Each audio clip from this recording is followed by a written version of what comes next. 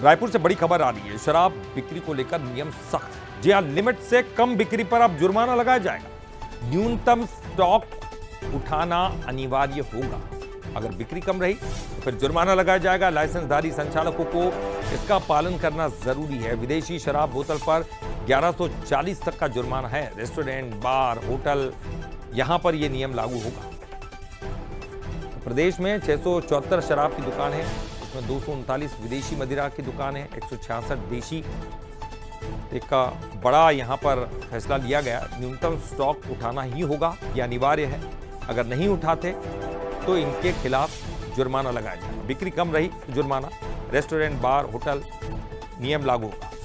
और चलिए इस पर ज्यादा जानकारी के लिए बात करेंगे। हमारे साथ हमारी सहयोगी संवाददाता दामिनी बंजारे जुड़ गई हैं। दामिनी, नियम अब बड़े सख्त कर दिए गए, यानी कि कम बिक्री तब बड़ा जुर्माना भी देना होगा।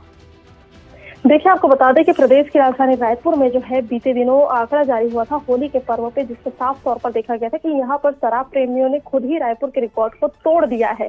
59 करोड़ से ज्यादा की शराब की बिक्री जो है वो हुई थी। और ऐसे में एक बार फिर जो है एक तरह से विभाग की ओर से नया नियम जो है वो जारी किया गया है, जिसके अनुसार जो है अब आने वाले समय में होटल, रेस्टोरेंट जिनके पास जो है बार के लाइसेंस है, वो सभी जो है अब एक तरह से नियम के दायरे में आएंगे और उनको जो एक तरह से सरकार द्वारा निर्धारित मात्रा में शराब के स्टॉक जो है वो उठाने पड़ेंगे। यदि कोई कम खरीदता है, यदि यह स्टॉक वो बेच नहीं पाता है, तो उनके खिलाफ जो है जुर्माने की कार्रवाई जो है राज्य सरकार करेगी, जिसमें जो है आबकारी विभाग की टीम इस पर कार्रवाई करने वाली है।